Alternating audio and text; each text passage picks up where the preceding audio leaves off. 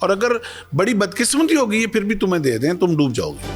کہ آپ نے بھی پی آئی کو خریدنے کے لیے 10 ارب کی بولی دی تھی پہلے، کیونکہ آپ بلیو ورڈز ایویشن کے سی او ہیں، تو اس میں آپ کو انہوں نے نہیں دیا پی آئی اے. اور اس دفعہ جو نجکاری کتنے ارب میں ہوئی ہے، اور آپ سمجھتے ہیں میرے خیال میں جو ڈیل آپ نے 10 ارب کی دی تھی ملا اب بھی وہی ہے. آپ مائنس پلس کر لیں جو شرطیں ہیں جو چیزیں ہیں، اور جو لوگ اس پر ویلا کر رہے ہیں ان کے بارے میں کیا کہیں گے، اور تھوڑا سا اس کا بتائیں کہ اس کا کیا ہے، پی آئی اے کا کیا ہے.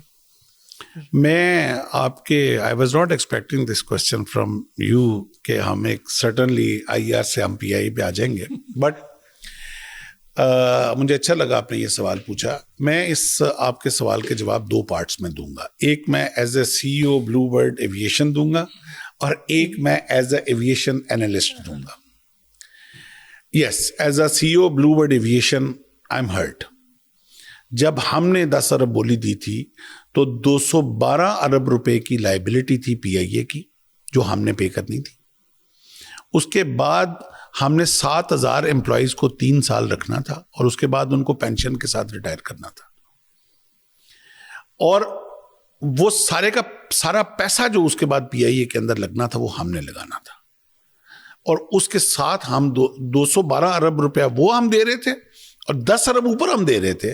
اور جو میرا اس وقت کا ایک ایڈوائزر تھا وہ یو کے کا ایک گورا تھا، اس سے مجھے کہا تھا کہ $1 سے زیادہ اوپر پرائس نہ لگائیں، اور اگر بڑی بدقسمتی ہوگی پھر بھی تمہیں دے دیں تم ڈوب جاؤ گے. پھر بھی میں نے 10 ارب لگائی، کیونکہ اپنے وطن کا معاملہ تھا، عزت کا معاملہ تھا.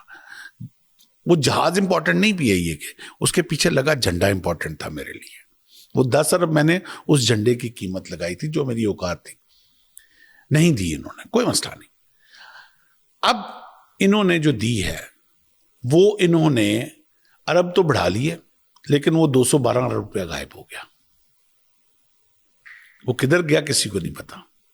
وہ امپلائی جن کو 3 سال ہم نے رکھ کے ریٹائر کر کے پینشن دینی تھی وہ غائب ہو گئے.